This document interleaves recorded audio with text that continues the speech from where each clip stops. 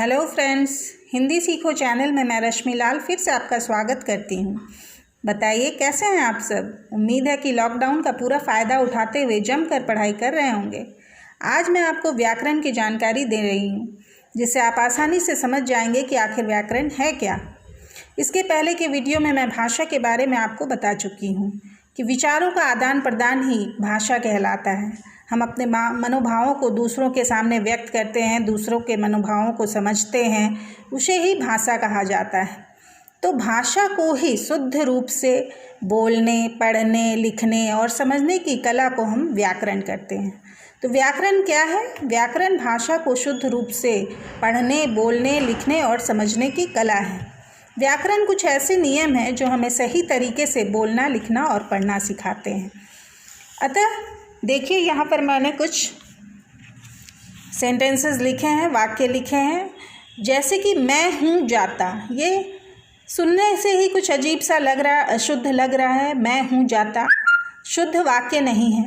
यहाँ व्याकरण का प्रयोग कर हम इसे सही ढंग से सजा कर लिख सकते हैं। मैं जाता हूँ। सीमा खाना खाता है, यहाँ पर लिंग की गलती है। देखिए, सीमा खाना खाती है यहाँ पर होना चाहिए। हम फिल्म देखने जाऊँगा, हम फिल्म देखने जाऊँगा, हम यहाँ पे नहीं होगा। मैं फिल्म देखने जाऊँगा, यहाँ पर सिर्फ एक व्यक्ति अपने बारे में बता रहा है, तो मैं का उच्चारण होना चाहिए। इस प्रकार से मैं व्याकरण के बारे में आपको सही परिभाषा बता दी हूँ। अब देखिए, व्याकरण के कितने अंग या भेद हैं यह हम जानते हैं। आइए देखते हैं कि व्याकरण के कितने अंग या भेद हैं। व्याकरण को मुख्य रूप से हम 3 अंग में बांट सकते हैं। 3 अंग हैं व्याकरण के, या 3 भेद भी हम कह सकते हैं। जैसे कि व्याकरण के अंतर्गत वर्ण आता है। वर्ण जो कि भाषा की सबसे छोटी इकाई है, जिसे हम बचपन में ही पढ़े हैं। अ, आ, क, ख, ग, घ, ये सब वर्ण हैं। स्वर वर्ण और व्यंजन वर्ण के बारे में हम लोग पहले ही पढ़ चुके हैं। अ, आ स्वर वर्ण है, क, ख, ग, घ व्यंजन वर्ण है। इसी प्रकार भाषा की जो सबसे छोटी इकाई है वर्ण, वह व्याकरण में एक अंग के रूप में शामिल किया गया है। उसके बाद हम शब्दों के बारे में पढ़ते हैं। शब्द वर्ण के बाद वर्णों को मिलाकर बनने वाली सार्थक ध्वनि को हम शब्द कहते हैं। जैसे कि अ एक वर्ण है, न एक वर्ण है, र एक वर्ण है, उसके साथ आ की मात्रा है। तो इस प्रकार अनार बन गया, पूरा एक सार्थक शब्द बन गया।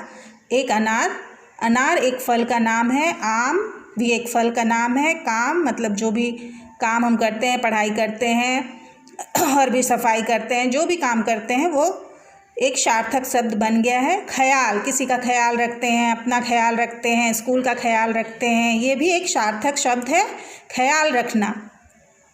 तो इस प्रकार हम देख रहे हैं कि शब्दों को भी व्याकरण के अंतर्गत दिया गया है। और अब वाक्य है, वर्ण, शब्द और वाक्य। वाक्य देखिए, वर्ण सबसे छोटी इकाई है। शब्द वर्णों को मिला करके बनता है और शब्दों को मिला करके वाक्य बनता है, जो हमारे मनोभावों को स्पष्ट करता है।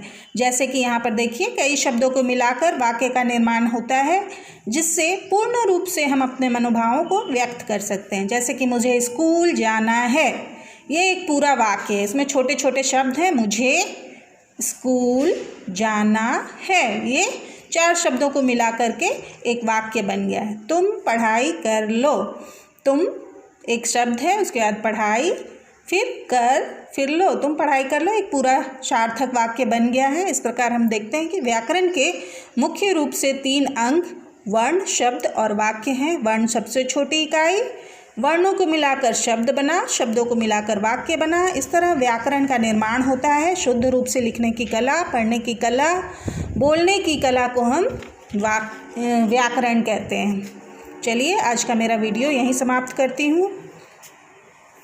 बाय।